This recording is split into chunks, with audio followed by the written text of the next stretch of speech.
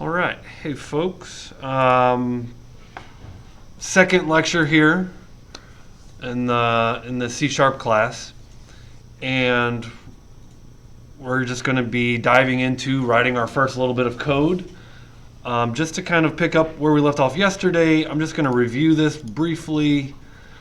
If I open up like chapter 2, the solution I created, I believe there were a couple of projects. And so we had this GUI. I can close that. Remember, everything's found under Solution Explorer. So this tab over here is Solution Explorer. If you want to pin that, there's a little pin right here. So we can pin Solution Explorer. And you can see our two projects. By the way, if you click this, it kind of wants to open up on the right hand. This is a tab. Notice where this tab is on the right. This is just a preview tab. It doesn't really mean the file is open necessarily. So if you want that preview tab, you single click. If you want to open the file, you double click. Notice it's now open on the left. Okay, so there's a preview tab versus a more of a just the file is now open. And in this console, this looks different than it used to do, than it used to look. There used to be more code along with this. And so in this newer edition of Visual Studio, they boil a console app down to literally just the code that you're writing. You see, there used to be like boilerplate template code here that you would see, and there was like some understanding that is like, oh my gosh, I need all this code just to say hello world. And I think that that extra code was confusing to newcomers, and so they just stripped it out, and now it's just literally console.writeLine hello world. And then how do we run this? We run this with Control F5. Oh, and it didn't run our console. Why did it not run our console? It did not run our console because the startup is set to Lab 2. This little drop down right here says Startup Projects. These are the different projects you can run. So by changing it to Lab 1, now I hit Control F5, it runs the console. Okay, so a little bit of review from yesterday. Another way to change startup, again, there's 10 ways to do everything. You could just right click and set startup project. Right click and set startup project. And if you want to get really fancy, there's a setting somewhere in Visual Studio that just by clicking on it, it automatically changes the startup. I know that's in there somewhere under options. Somewhere in here, but I'm not going to dig and find it right now. Certainly we'll do that at some point in this class.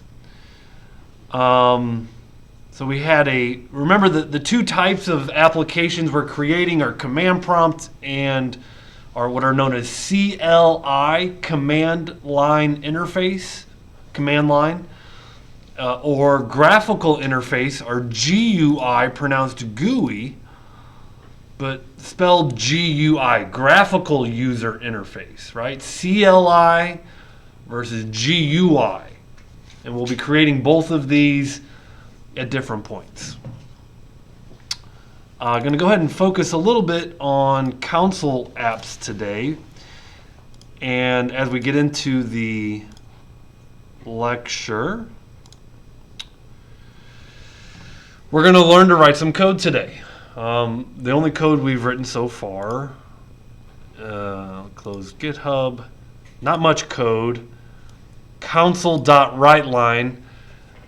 I mentioned yesterday, it is case sensitive, so if you don't write this exactly, like for example, lowercase c, this is called a compiler error.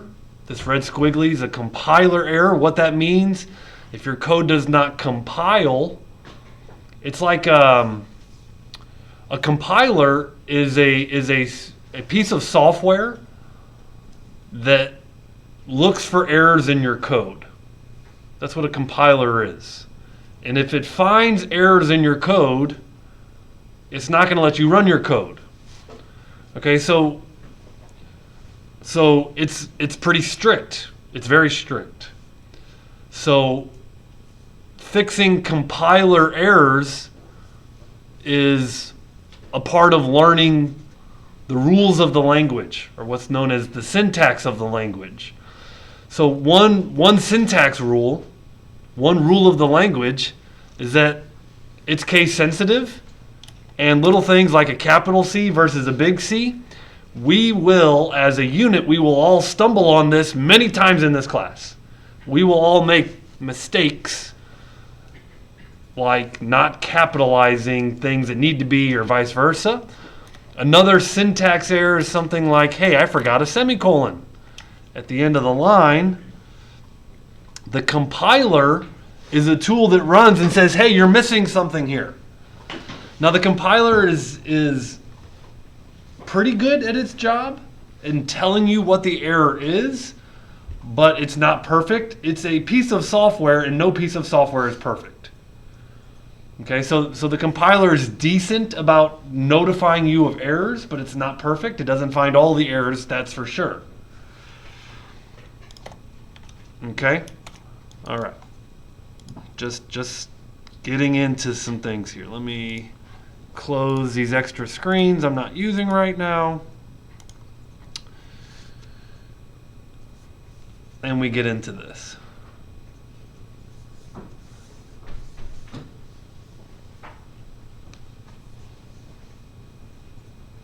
One of the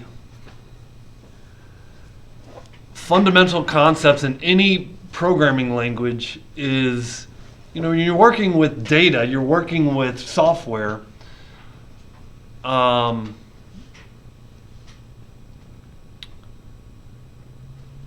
it's because of the data that we are building this software. It's the data that's important. You're collecting data from users. You're saving purchases on Amazon. You're gathering input for taxes, right? TurboTax.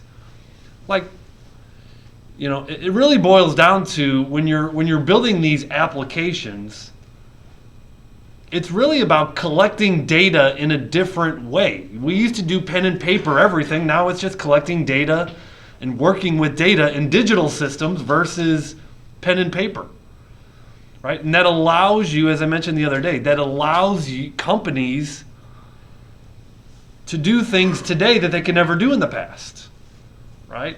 And in the 50s and in the 40s, there were like 3 Walmarts because they didn't know how to scale companies that big because they didn't know how to use data to grow. And nowadays, it's all about the data. The data is the most important piece. All these computer systems, all these laptops, all these desktops, all these servers, all these networks, they all exist for the data. The data is the most important piece. And if you don't believe me, go ahead and delete some data in your database and watch how mad your boss gets. Okay? So it's all about the data. Data is at the root. Well, in software, the way that we begin to work with data is with this thing called a variable. A variable is a way to store data on your computer. Now, for those of you who are into hardware, if you've ever studied hardware before, you talk about persistent data and non-persistent data. I believe they call it volatile and non-volatile. Okay? So the idea here, let's pretend about volatile RAM or VRAM. This is known as temporary storage. For those of you into hardware, you understand what RAM is. Computer's RAM.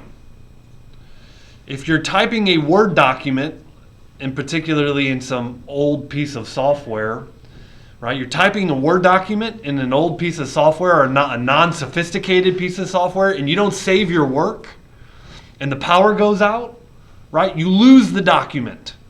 It goes away. So when you save information to your RAM, or what's known as volatile storage, it goes away. Whereas if you save information to a persistent storage, like your hard drive, it stays. Okay, so there's ways to save information to your computer, ways that are volatile and ways that are non-volatile. RAM versus hard drive, RAM versus thumb drive, right? Thumb drive is also non-volatile because it's persistent. It saves it, so you can lose power and you don't lose your data. The big difference there is when power goes out, do you lose the information? When we're talking about saving information in software, the first way we learn to save information, it's all about information. The first way we learn is in variables. Variables exist in RAM, in your computer's RAM. So when you create a variable, you take a small microscopic piece of RAM and you say this is a storage location. This storage location is going to hold some data.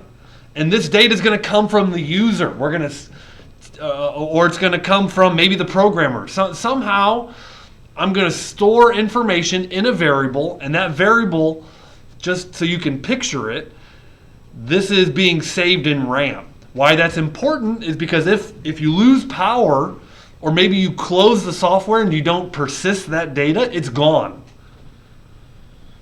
Okay, so variables are in RAM, they're temporary.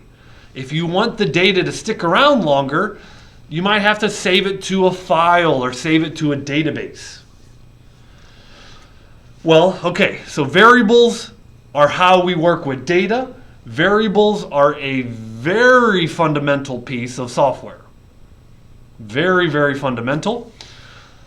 Variables have names. You get to name them. You get to name your variables. Okay? That's where identifiers come in. You get to give your variable an identity. Okay? You have a child, you get to identify your child by its name. You get to choose. Okay? As a programmer, you get to identify your variables. You give your variables names. Right?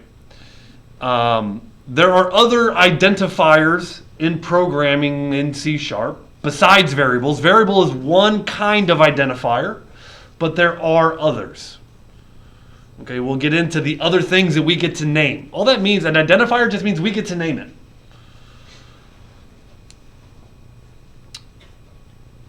They have some rules to follow. If you don't follow these rules, that's a compiler error. Syntax error. It's a syntax error that leads to a compiler error. And then how do we come up with them? So that's what an identifier is. What are legal identifiers in C#? And then we go through this concept of camel casing. Okay, so we can roll through this. Identifiers are names that you give to a variety of things. I gave you an example of one thing. That one thing that I gave an example of is a variable. You get to identify variables. But there are other things. They are created by the programmer to describe a thing. In this case, you're describing a piece of data. In a variable's case, you're describing a piece of data. This piece of data is temporarily stored in your computer's RAM. If you reboot, it's lost. Reboot the program or reboot your computer. Identifiers have some rules. Again, if you don't follow these rules, it'll end up with an error. Okay? So, you can, although it's not, there are certain cases, you might start it with an @ symbol. Identifiers can have letters, numbers, and underscores. They cannot have spaces or other special characters. So you can't have exclamation points, you can't have ampersands, you can't have carets or multiplication signs, right? They're letters, numbers, and underscores, or the @ symbol. And they can't start with a number. So you cannot start your identifier with a number. Right? Isn't it Elon Musk that named his kid something crazy? Kyle. Huh? Kyle. Kyle? Kyle. It like means. I know it means Kyle, but it's 12, 18. Yeah. odds are is that Elon Musk's child's name would not be. I don't know what it is, but it's pretty unique, and it might be a legal identifier in C#. It might not. Now that I'm talking about it, we should take a look. It cannot start with a number. Does his child's name start with a number? No. Okay. Does his child's name start with an @ symbol? Doesn't matter. Does it start with a letter? Yeah. Okay, that's good. Does it have a space in it? No, but it has a. We need to look up Elon Musk's child's name. I Okay. think it has a dash. It has a dash. Yes. Uh-oh. Can't have It dashes. has a space after the first letter. It has a space. It has a space. Yeah. Elon Musk's child name would not be a legal identifier because of the space in that child's name. Yeah, it's X space AE space Illegal. A-XII. You with me here? You understand why that's not a legal identifier? Yeah. There's also a list of words that it cannot be. There's a list of reserved keywords. It cannot be. Like the word for, F-O-R, is a keyword. It has a purpose in C#. You cannot have an identifier that you're naming called F-O-R, lowercase.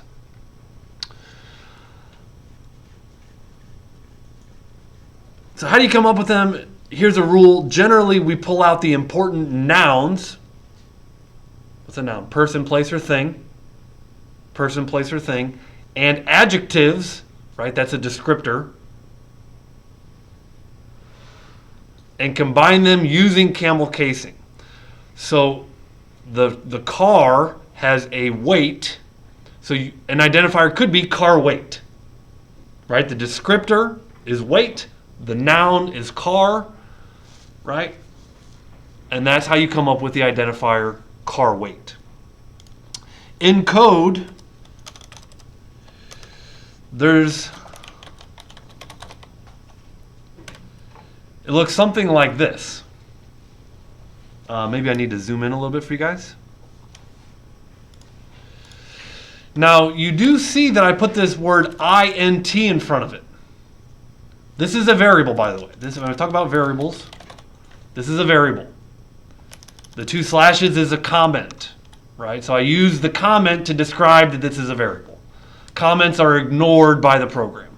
They're just for programmer's eyes. I'm going to talk about what this int is here in a little bit, but this is how we identify our variable.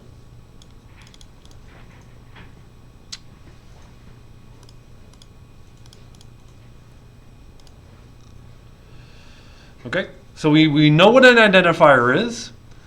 It is a name that we give to a thing. One thing is a variable.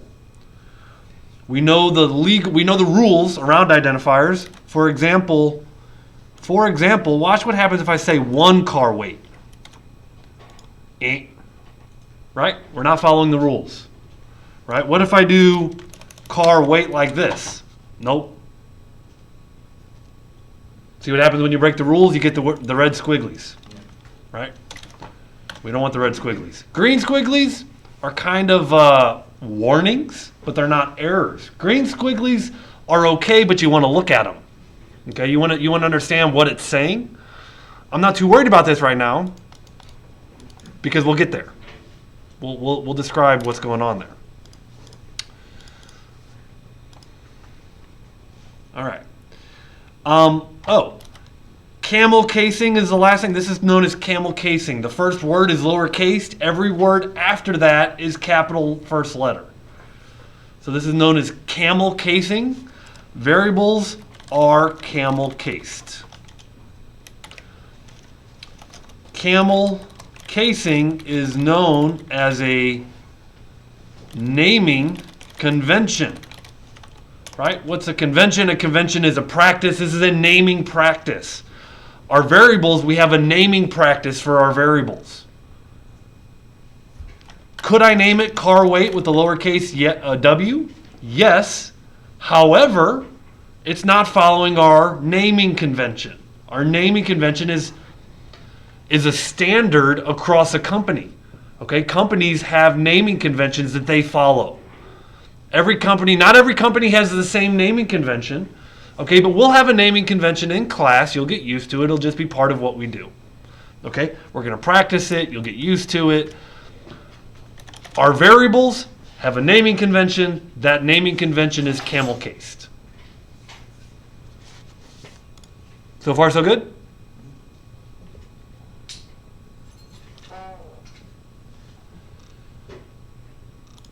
Make sure Derek's with me. Derek is with me. That's good.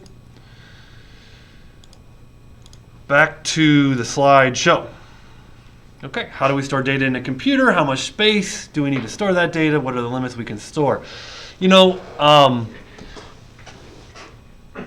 I've read, quite a bit about Bill Gates. He's kind of a famous, he's very well-known rich man, software engineer, right? He built Windows. Everyone uses Windows, so he's rich.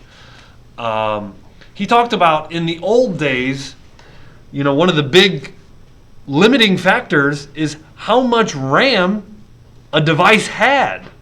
In the early days of computers, you didn't have gigs and gigs of RAM. And so it was very important to use your variables in an efficient manner because every variable takes up an amount of storage in RAM. Nowadays, we've got ample RAM, and we want to write programs efficiently. How many of us have ever used software that's just slow running software, right? That's not fun to use, right? And there's a lot of factors that go into that, okay? But you want your software to run efficiently. One way that we can write efficient software is by choosing the right variables, okay? It plays a role, be it a small role, but it plays a role. Okay, let's kind of go through these objectives. There's some math involved. I'll explain it.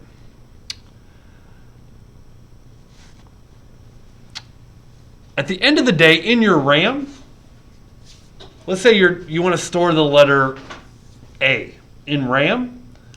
Your computer doesn't understand the letter A. Your computer understands ones and zeros.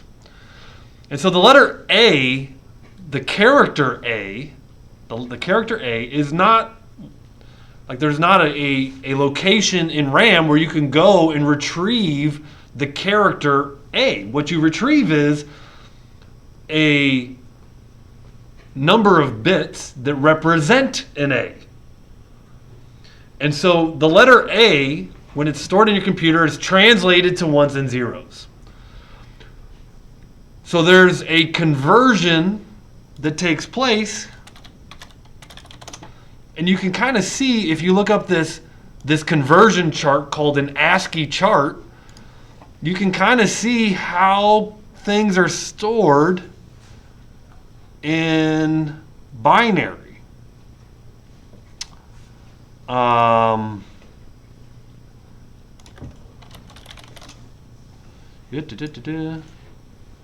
See if I can pull this up. There we go.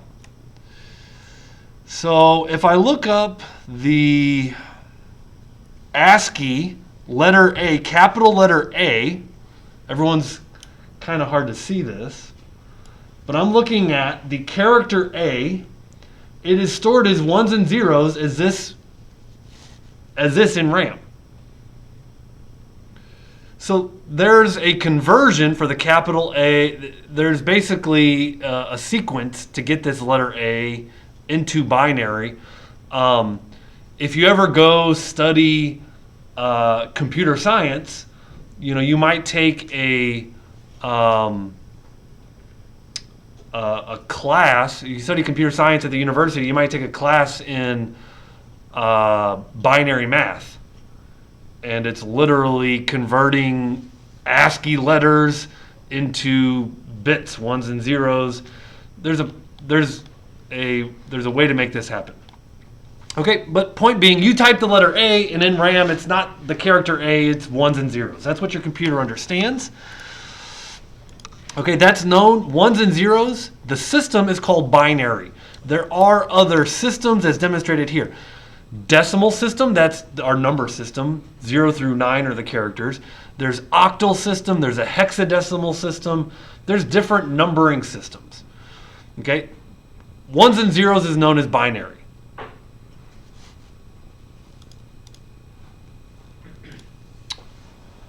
When you've got 8 bits together is called a byte. 8 bits in a byte, that's just a term.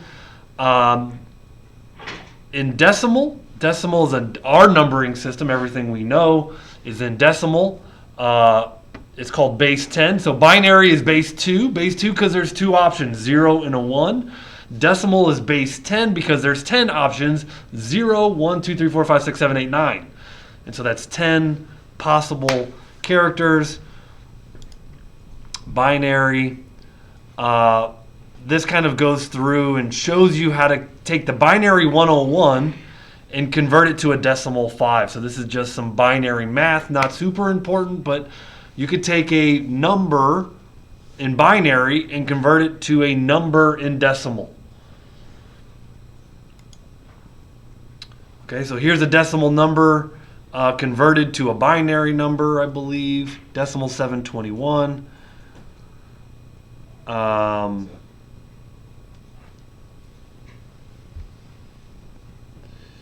And how to convert a binary number back into decimal. So there's 1 4, there's 1 2, there's 0 1s. So a binary 1 1 0 is equal to a 6, right? Which is a 4 plus a 2, and there's no 1s. So that's a binary into a decimal. A decimal 721. Well, there's a process to get that into binary. I don't think that slide shows that. That's fine. We get into now different data types. And this is when you're, okay, so good. So when we're talking about what are the different data that we can store? Well, there's numbers. There's whole numbers. Okay, whole numbers are referred to as integers. Probably heard that in your math class, right? Whole numbers are referred to as integers. Now there's a difference between signed and unsigned integers. Okay? Unsigned, meaning there's no positive or negative sign, meaning it's only positive whole numbers. So unsigned integers means positive whole numbers. An integer is a whole number. An unsigned integer is a positive whole number. A signed integer is a positive. There's a sign. That sign can be positive or negative. So it's a whole number that can be positive or negative. So when we're talking about data, whole numbers is one type of data. It's called a data type. Whole numbers are integers, signed versus unsigned integers. Floating point number, these are all very important terms. These are all foundational. Okay? Floating point numbers means that they have decimal places. Right? So let's give an example of an integer, right? Someone's age, let's just say represented in years. Someone's age represented in years is 45. 45 is a whole number. So that's an integer. Okay? It could be either an unsigned or a signed integer because it's positive, it could be either or. Okay? So someone's age could be represented in an integer. Floating point number, currency. I got $1.50, 1.5. Okay? So currency is an example of a floating point number. Number of eggs in a carton. Well, that's the whole number. You're not going to get a half an egg, right? So number of eggs in a carton, that's a whole number. So our data is going to be represented by a type. The two types so far are integers and floating point. Floating point just means there's a decimal. Okay, they give an example: Big Mac, speed of light, size of an atom. These are all things that store in a decimal. Those are the numbers, right? But there's other data like your name. Okay? A single character, there's a data type for that. It's just called a char. A single character. So one character at the keyboard. Maybe you're familiar with this. This is called a character map. right? These are all the characters in your computer system, right? So if you ever wonder how to get like an upside down question mark, you can find it somewhere on a character map, right? So if I want this fancy R, there's a key combination, but you can also just come right into here and copy the fancy R using a character map. But a single character is referred to as char. You want to remember something about a single character? Single quotes. You want to put a char, you're going to save a char, you need single quotes. Whereas if you got a bunch of characters together, again, we look at a char map. If we want to string a bunch of these together, see what I did there? If you want to string a bunch of these together, it's referred to as a string. So your name is probably more than a single character. So you're going to put your name in a string, right? A space, you got a first and last name. The spaces can be stored in strings. Letters, numbers, any character in the char map can be saved in a string. Strings are double quotes. Chars are single quotes. Strings are double quotes. You can see that down here. If we're going to do a council right line, a single char, we put it in a single quote. If we do a string, when you see the double quotes, you know you're working with the string. All right? So we're talking about variables, we're talking about data, and more specifically, what are the different types of data? As it turns out, different data types are listed right here.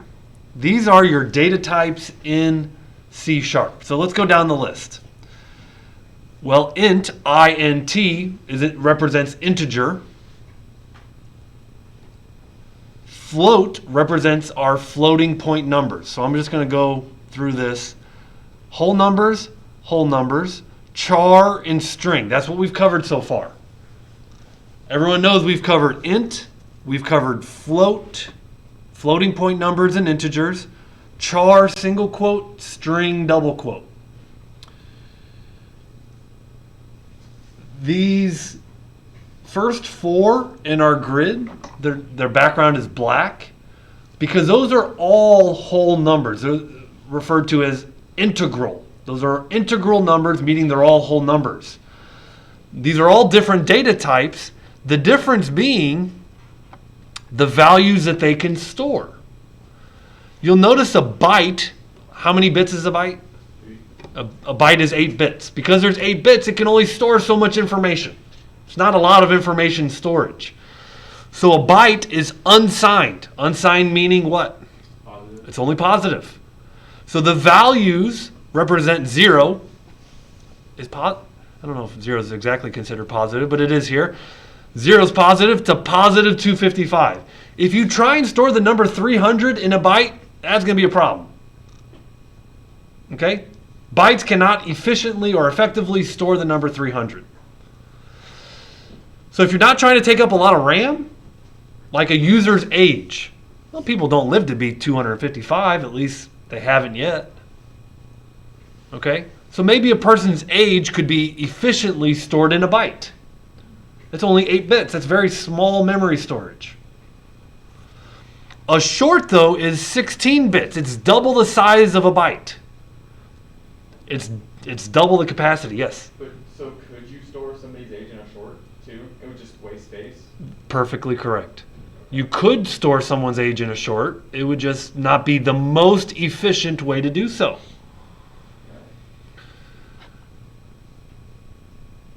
By the way, keep in mind, there's bits, 8 bits in a byte. 1,000 bytes is a kilobyte.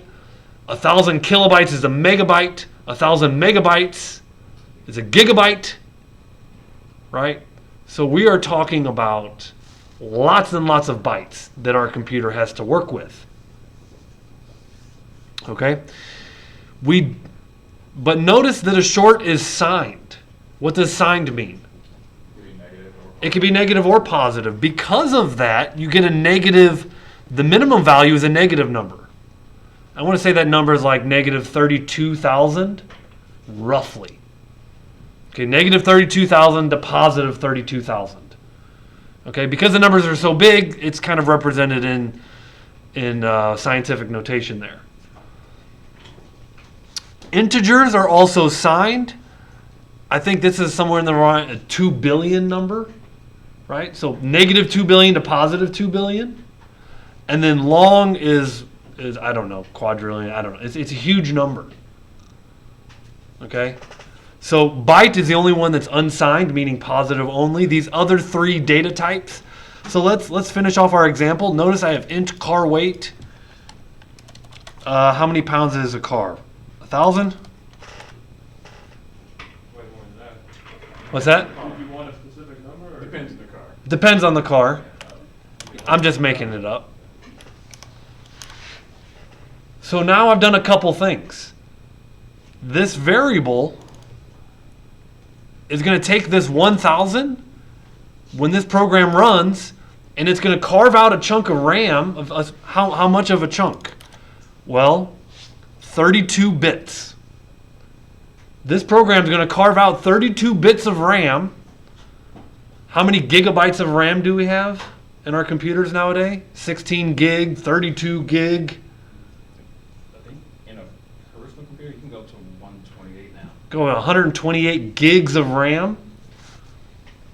Again, let's talk about this. How many? So this is 8 bits is 1 byte. This is 1 byte. So when I've got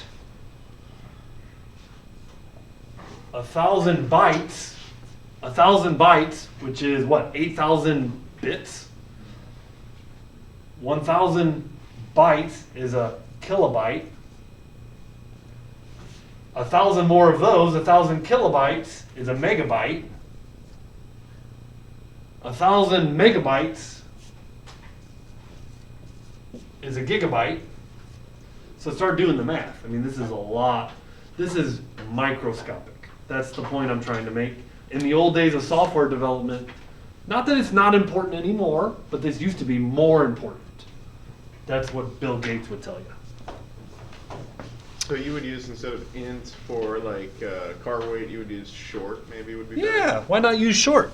Instead of using int as our data type, we could use short.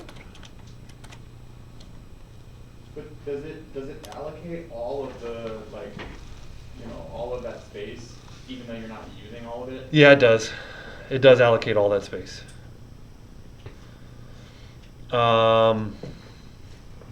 There are some data types. There's a lot of data types, and so some are more efficient than others. These are known as kind of like the primitive data types, and they're not very efficient. Okay. Those are the black. Those are the integral data types, right? In the dark gray, we've got 2 data types that are for decimal numbers. Okay? These are floats and doubles. You notice the bits? You got 8, 16, 32, 64. As I go up the scale, a float is like an int as far as 32 bits, and a double is like a long as far as 64 bits.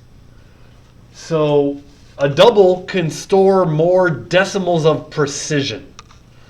Okay? So if you need about, and this is textbook, if you need about 7 decimal points of precision, you can use a float. If you need 15 decimal points of precision, you can use a double. If you need more than 15, there are other data types. Okay? So if you need more decimal points of precision, you use a float versus a double. There's so let's store a double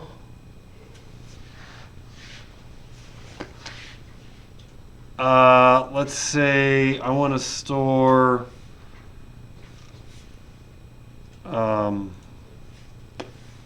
doesn't even matter, weight of a thing.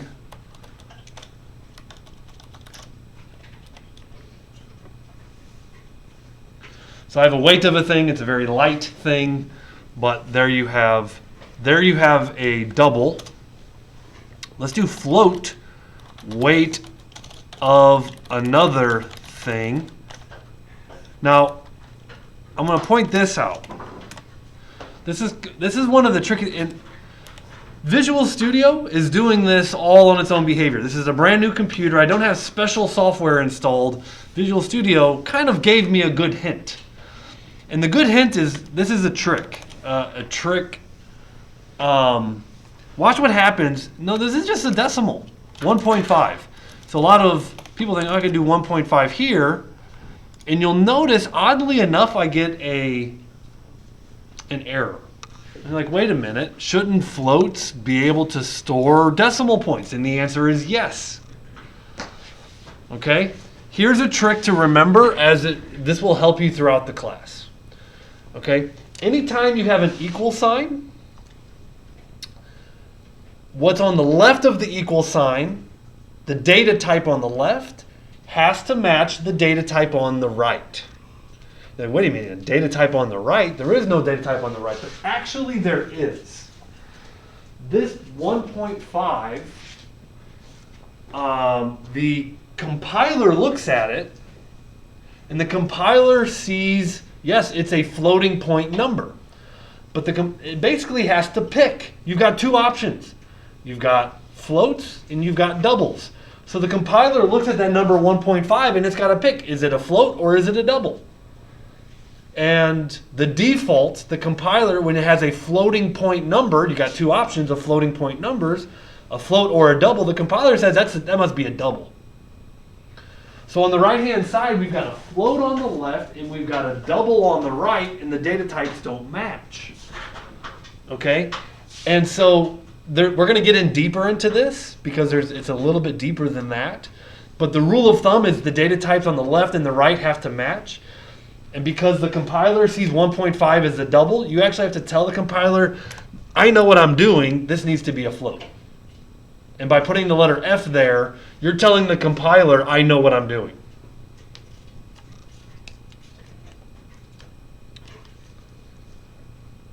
We'll get deeper into that conversation at another time.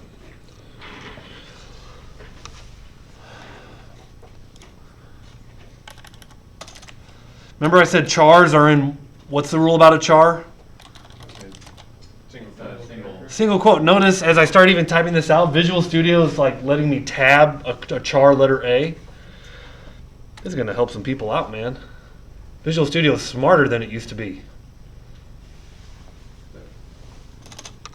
Yes? Can that A or that character also be like a number? Yeah. Like, could be a letter or a number there, like for 1. Okay. It could be a caret, it could be a parenthesis, bracket, any character in the char map. It could be a Chinese letter. But it has to be a single. 10. 10. Yeah, I don't. This should break. See that? Yeah. Right? So, what about in like that radian string? If you wanted to put, like, if you were quoting somebody, like, Yeah. how would you put a quote? So if you're quoting somebody, I'll say Arnold's quote equals work like hell and advertise. That's an Arnold quote. So not only do you work hard, but you show off that you work hard. Does that answer your question? Yeah, but like, so how do you, because you put it as a string, you have to have the double quotes, right? Because it's a string, it has to be double quotes. That is correct. But like, what if you wanted the quotes to show up, like? Quotation marks? Yeah. What if you want? So you could do a backslash quote, backslash quote. So that backslash says put this quote in. Good question. Is that the same for like a? Well, you didn't have to do that for the exclamation mark, so. Yeah, there's that's called a special character. There's a bunch of them. We will go over the list of special characters. Great question. Now,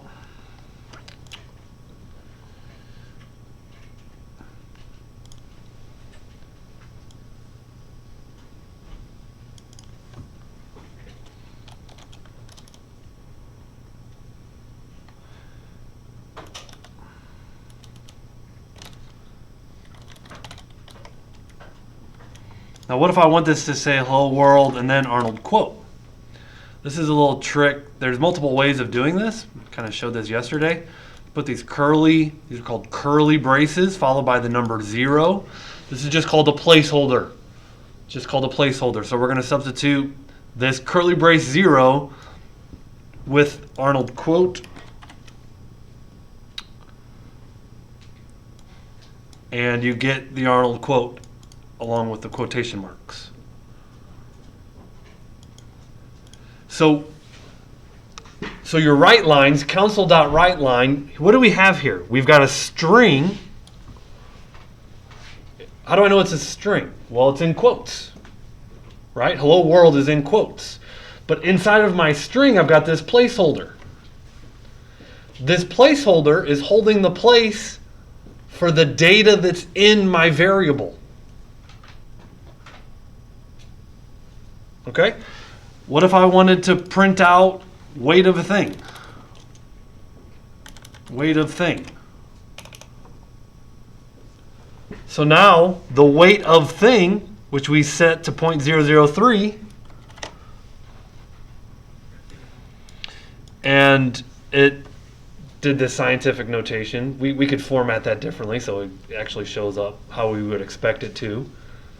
But that's scientific notation is represented with E notation, so the caret is substituted with an E, but it's still the same thing. 3 to the negative 5, I don't know. You do the math, but it comes out to be 0.00003. You got to remember your powers from your math class, right?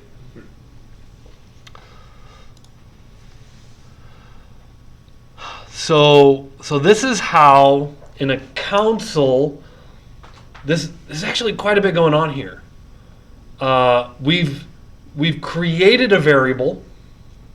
Our variables have data types. That's required. You cannot have a variable without a data type. This right here, okay. 2 things going on here. We declare variables by giving them a data type and identifier. Then we assign a value to our variables. Once. You declare your variables once. Then you assign a value to variables as many times as needed. Variables vary. The data varies. They're variable. They vary. You can change the data as many times as needed. Okay, so how do we declare? By giving them a data type. So we'll say byte. Byte is our data type. Age equals 5. Nope, I'm sorry. Byte age. That is a pure declaration. We give it a data type and an identifier. Data type identifier. You do that one time. You declare it once. Then you assign a value. You could say age equals 5. Notice on this line, I'm doing 2 things. I'm declaring and assigning.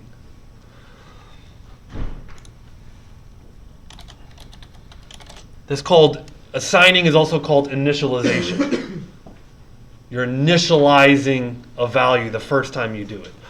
But the equal sign is called the assignment operator. The first time you assign a value to a variable, it's called initialization. You're giving it a value for the first time. After that, you're just assigning it over and over and over. So initialization or init. Yep. So can you? It's better just to like do it all at once, though, right? Like we did short car weight equals 1,000, but there you did like For readability purposes, yes. If you can do it all together in one purpose, in one time, in one line, you should. You can't always do that. And here's an example. You might have to ask the user for their age. So you can't just plug in the number 5 because you're asking the user for their age. So oftentimes in software, we're waiting for input from the user to put into our variables. But if you know the data and you can just plug it right in, that's called a literal value. You're coding a literal value into your variables. You know the data that needs to go in. Good question. Can you reassign age to a different number once? Yeah, so we could say age equals 20 after that. And it goes down like how JavaScript works. Like Yeah, so it'll go line by line. So if we do a console.writeLine here, let's check this out. Console.writeLine.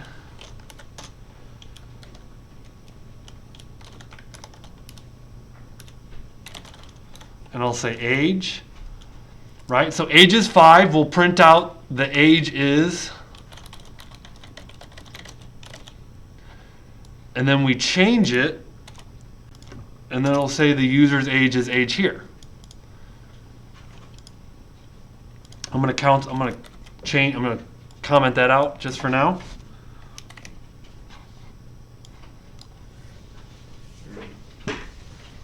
So it's, it's processed sequentially top to bottom. So the 0 is just a placeholder for age. For age. Yep. 0 is just a placeholder for age.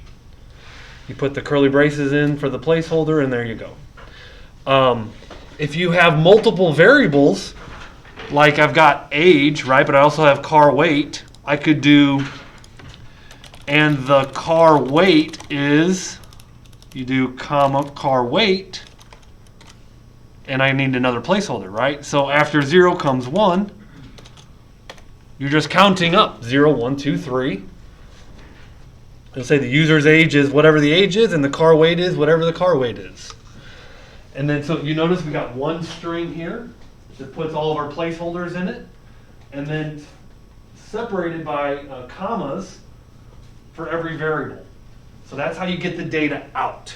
So what I started to go down is we put data into a variable. Not only did we put data in, we declared it. We declared it with a data type and an identifier, and we put data in, and we've pulled data out. Pulled data out. What do I mean by pulling data out? I mean, we've printed it, we've given it back to the user. Not only do we put data into our variables, but we got it back out of RAM. We read it out of RAM and displayed it to the user. So there's actually quite a bit going on right here.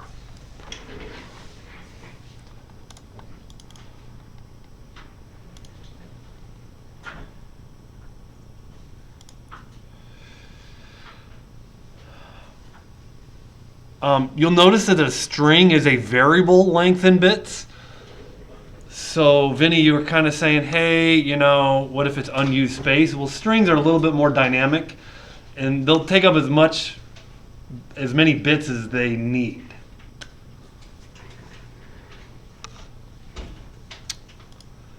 Very, very good. Perfect time for a break. I'm going to pause the recording.